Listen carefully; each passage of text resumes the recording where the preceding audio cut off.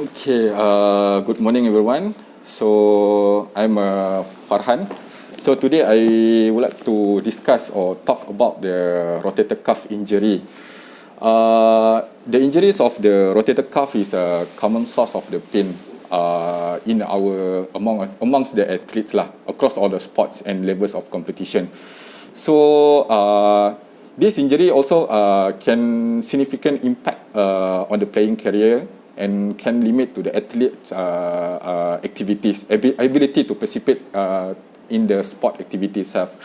So, what is the causes that can cause the rotator cuff injury is such as athlete overdoing the overhead activity, and also can be occur in also the combat athlete.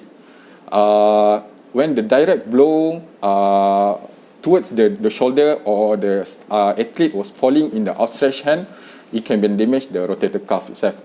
So the severity, the classification is divided to the severity and also can be divided into the type of the tear lah. So the severity either is a contusions or is a tendinopathies or tendinosis itself, while the class of the type of tear is either the partial tetanus or fully tetanus. So, talking about the rotator cuff, it's actually consists of the four the main muscle, which is function to move our shoulder and also to provide the stability. The four muscle is consists of the supraspinatus, infraspinatus, teres major, and also teres minor, and also subscapularis. So for the supraspinatus, it actually is function is to abduct the humerus from 0 to 30 degrees, while the subscapularis is for internal rotation of the joint. And then the infraspinatus and also the teres minor is function to do the external rotation of the glenohumeral joint. So the risk factors, as I said, the repetitive overhead use of the arm, and then the trauma itself, such as the combat sport, and then the high risk of the athlete to alleged fall during the sports. Other the classification we can divide based on the MRI. The various classification actually can be provide for determine the treatment of the disease. So from the literature itself, they are classified to the various type of the classification based on the size of lesion itself, and then also the tendon involvement, and then also the signal abnormality via the MRI itself. So some classification is divided to the bone tendon from the bone of the shoulder, and then tendon move to the musculotendinous and also to the muscle. Other than that, it classified, as I said, contusion to tendinopathy, tendinosis, and also the tear of the muscle itself. Other classification also have a size of tear according to the size of tear of the muscle, such as the D'Orio and Caulfield classification. It classified to small, medium, large, and massive size lah. Small is determined as less than 1 cm of the tear. Medium is 1 to 2 centimeter. Large is 3 to 5 centimeter, and massive is more than 5 centimeter.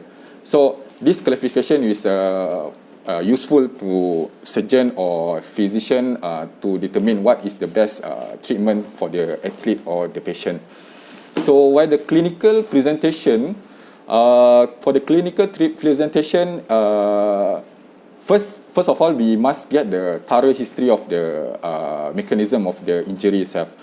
Either how the arm position during the incident occur, and then is it how the severity of the pain itself.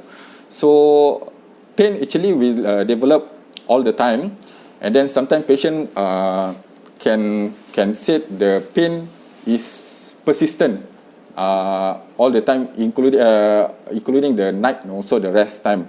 So and it will be limited the ROM or the function movement of the shoulder itself. Okay.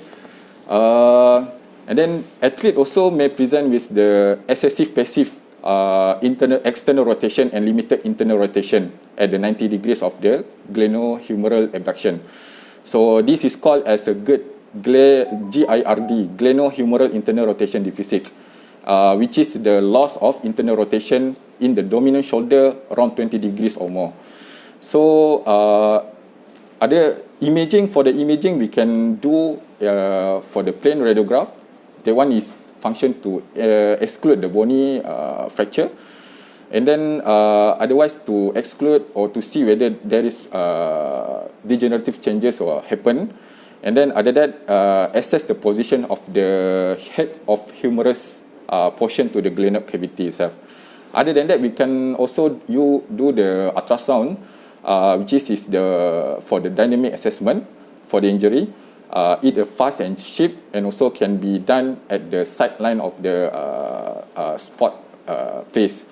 But the gold standard for the assessment, the imaging assessment is still MRI, whereas we can assess the integrity of the tendon and also the bone and also the muscle. So from the MRI, we can do the classification and then for the further management for the patient. So while the management, we can divide to the conservative or non-surgical, and then to the surgical management. For the non-surgical, we can divide either for the medical treatment or rehabilitation treatment. So for the medical treatment is like we said, for the pain management, we can use at the NSAID, or we can deliver for the injection intra-articular, such as like a athlete or patient came with the OA changes of the shoulder itself lah. For the rehabilitation, it was consist of the 3 phase: early, moderate, and early, intermediate, and also advanced or late stage. So for the early rehabilitation, we manage or we settle the acute part of the injury, such as pain, swelling, and also after pain and swelling was settled, then we move to the ROM to improve the movement of the shoulder itself.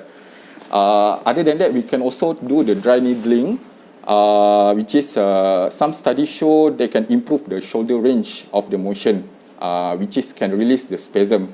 Usually dry needling is meant, the goal of dry needling actually is depends of the clinician assessment.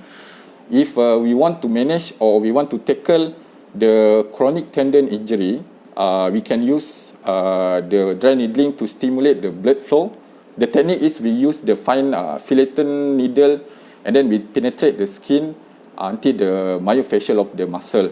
So if it can stimulate the blood flow and growth factor, so that assist the healing process to be occur. Other than that, if you want to tackle for the spasm part or trigger point part, dry needling will elicit the local twitch response of the muscle, and then it will reduce nociceptive, inflammatory, and also immune-related chemicals, and then also to release the top band of the tissue itself. So that is the early phase of the rehabilitation. We move to the intermediate phase, while the pain, swelling, and also the RM will improve.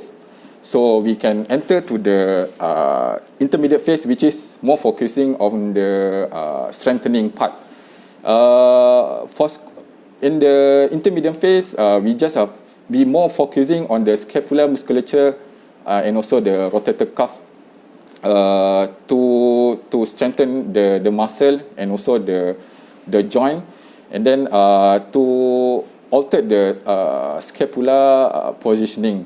So we can do either in the both open and closed kinetic chain activities lah. Okay. So the last phase is the advanced stage. This stage should include for the advanced strengthening and endurance training for the athlete, and also the dynamic stabilization drills and also sport-specific activities. Okay, so this all for the rehabilitation part. So if conservative was failed, then we can do for the active surgical management. So for the surgical intervention, The various factors we must assess for the patient depends on the experience of the surgeon, and then what is the patient age, is it the fit for op or not, and then for the spots and the position, whether it worth it for the surgical intervention or not, and then also the characteristic of the tear itself. Okay, that's all.